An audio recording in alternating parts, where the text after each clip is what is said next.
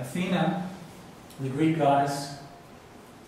Plato identified her with a Libyan deity, Neith, who was a war goddess and huntress deity of the Egyptians from a very, very ancient time ago.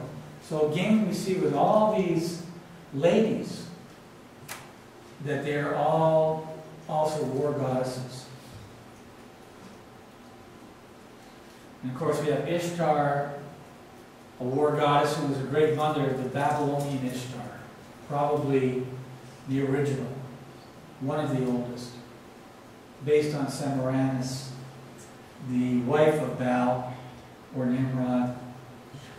And she's also connected with the sun through her title, the Light Bringer, as well as goddess of fertility, love, and war. And we know that the Babylonian goddess, her temple was actually a temple of prostitution, where men would gather, and her and her harlots would entertain them. It brings us to Revelation 17, 1 and 2.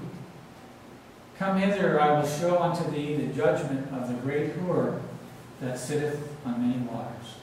Who is the great whore that sitteth on many waters? It's a lady. And the waters represent many peoples, many nations.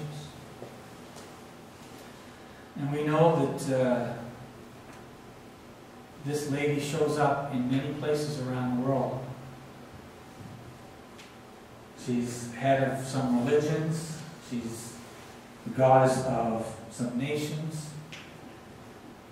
And we see in her case, all the kings of the earth have committed fornication. And the inhabitants of the earth have been made drunk with the wine of her fornication. So her doctrine, her teachings, have made all the nations drunk.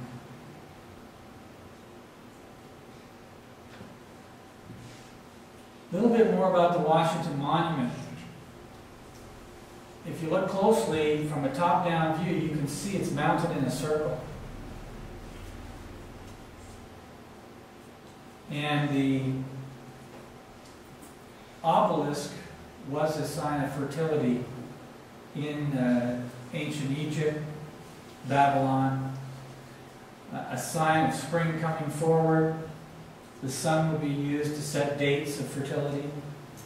And of course, it was a male fertility symbol, with the circle being a female fertility symbol. And it is between Abe Lincoln, the statue, and Lady Freedom. And it's used at the inauguration of the Presidents of the United States. So here's the presidents on the balcony of Congress, and they're looking out over the Washington Mall, out over the obelisk there. And this was the case for JFK and Reagan and both Bushes, Obama, where they take their oath of office. Since Roosevelt's second term, the dates of their inauguration have all been January 20th, with two exceptions. Lyndon B. Johnson, who had to be inaugurated to replace the assassinated JFK, and Gerald Ford, who had to replace the Richard Nixon, who was dismissed from office. We can see there must be something significant about that date, January 20th, for the inauguration. And I did watch the last inauguration and felt there was something kind of mystical and strange about it.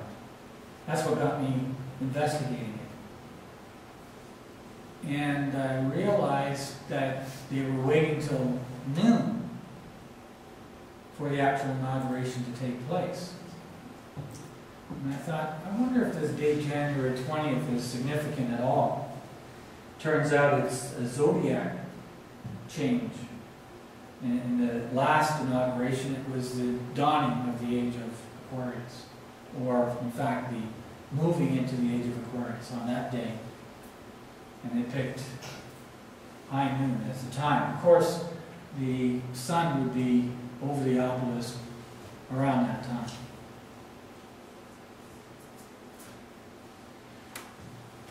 Auguration.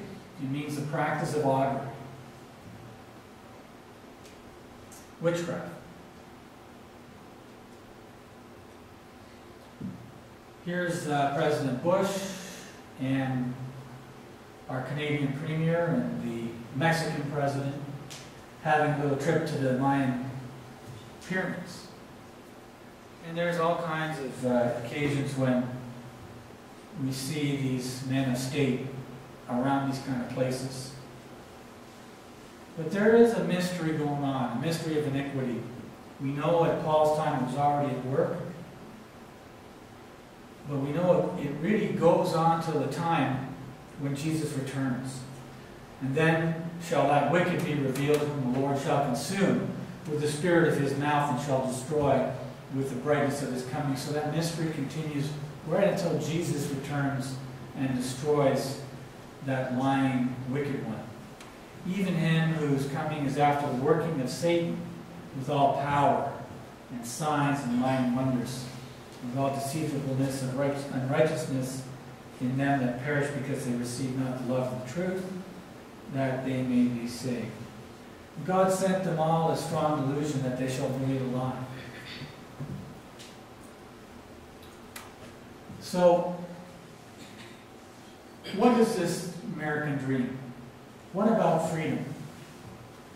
Is freedom really, when they say we have to fight for freedom, is it really lady freedom that they're fighting for? Is it really the continued war goddess theme that is being perpetuated so mysteriously and intelligently amongst a nation that has been at war since its inception and has never stopped being at war?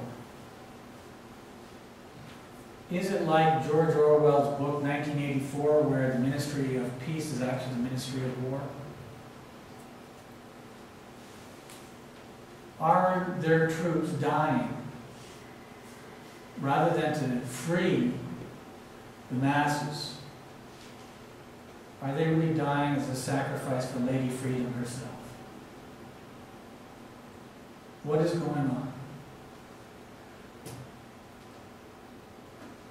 We know we wrestle not against flesh and blood, but against principalities and powers and rulers of darkness in this world, and against spiritual wickedness in high places. Where can we expect to find these kind of rulers? In high places. Where can we expect to find darkness? Amongst the leaders of this world.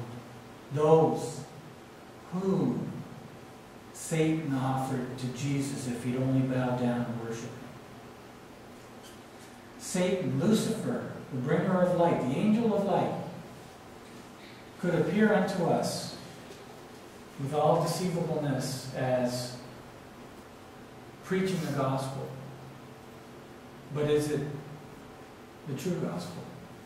If any angel comes, or any man preaching another gospel contrary to the Bible, we know we should reject it. God tells us that we must respect our rulers because they do have a power on this earth while we're here. And if we keep the law and we follow God, we don't have trouble with them. So that's what we do. And we're not pointing any finger at any one person. We're not making any accusation. But we should be looking for a great mystery of iniquity that is going forth out into the world.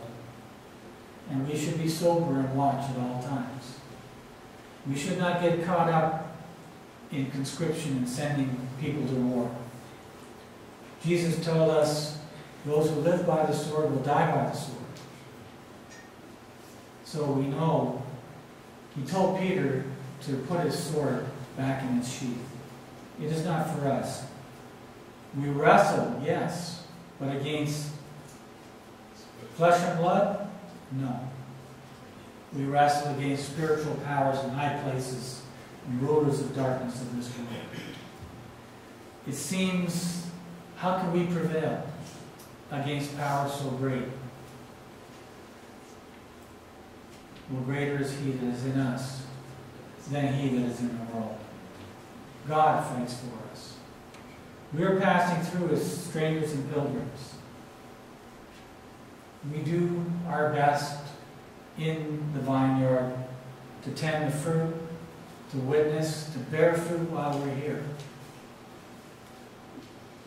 What seems a certain way in this earth maybe really isn't. We may be working really to support those that are above us, those that are higher up the pyramid, those that eat from our table, those that fight our wars, those that indoctrinate us with different kinds of religion and theologies, and those who would rule over us.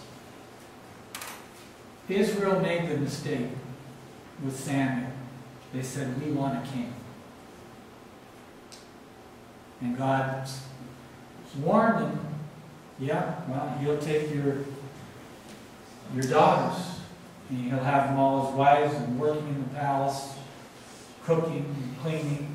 He'll take your sons and send them to war. He'll take your flocks, your sheep, your goats, your cattle, slaughter them in his castle. He'll exempt a tax, he'll put a tax on your land.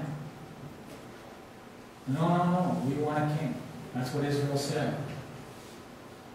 Well, God was right. For me and my family, we'll serve God.